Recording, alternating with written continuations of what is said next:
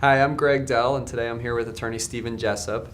And I want to talk to you, Steve, today about an issue we're seeing a lot lately, which deals with what impact for a person who has a physically disabling claim, yet at the same time they're emotionally or psychologically suffering, so they go ahead and see a psychologist or they see a psychiatrist, and then the disability carrier, they approve the claim, and the disability carrier either approves the claim based on mental or tries to say after 24 months of being on claim, well, we think you were physically disabled, but now we think your psychological mental illness is contributing to the claim, so we're not paying you anymore because you're in the 24-month mental nervous limitation.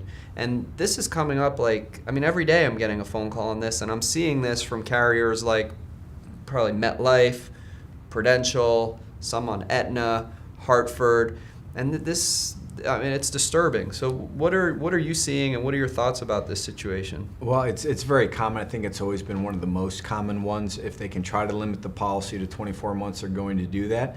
One of the problems that I think we're starting to see more of, where you're at least seeing the insurance companies enforce the actual wording of the policy. Prudential quite often says if your disability is caused by or contributed by a mental health condition, it'll be limited to 24 months. I've had cases where they were chronic pain conditions, and without a doubt, there was a heavy element of depression and anxiety that went along with it, and the insurance company denying that claim and fighting it was, well, it was contributed in part by it, and under the language of our policy, we're allowed to limit it to 24 months.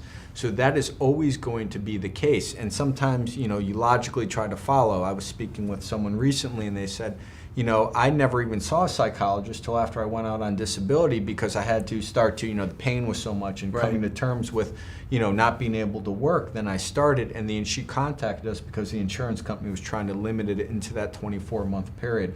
It's very frequent, and every insurance company, they have their policies written differently. So there's really no across-the-board rule based on just how that policy language may vary. But you're right. It's this caused or contributed to the disability, and I think it's like almost a fraud, this definition that the disability carriers have put in their policies, because somebody has, let's say, chronic back pain, chronic neck pain. First of all, they're not able to do their job. They're upset. Are they supposed to not be depressed or not feel emotional about that? They've lost their career. They can't work anymore. So they go see a psychologist.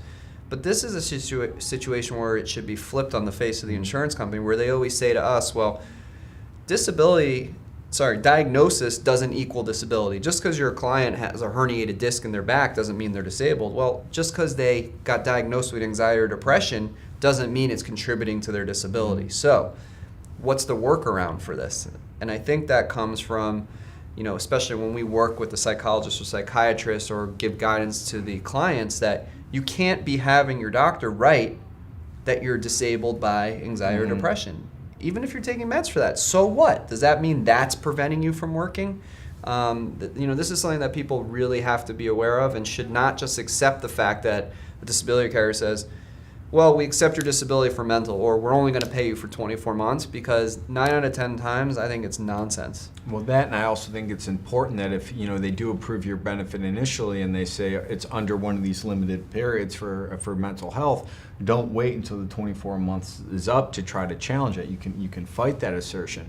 This extension of the way that they're trying to interpret these provisions is, I think just building upon how we're seeing more and more of the limitations for self-reported symptom conditions that they define, or MetLife and the neuromuscular, skeletal conditions. Right. So this is just another way that they're, for all intents and purposes, almost writing policies that it will realistically only ever pay 2 years. Right. So you're paying premiums on something that's going to give you 24 months of coverage, but it's being held out that it could pay you to the age of 65 or your Social Security retirement age. Right. The other thing I don't like is that a claimant says, you know what, but I've been going to the psychologist and I like talking to the psychologist, or I like talking to the psychiatrist. Well, they should be able to enjoy that aspect of their treatment and not feel like, well, I'm watching your video and you're telling me that I'm going to get limited to 24 months. And it's not about that. It's how it's structured from the medical records from the doctor, and also how you present your claim to the disability carrier. So don't feel like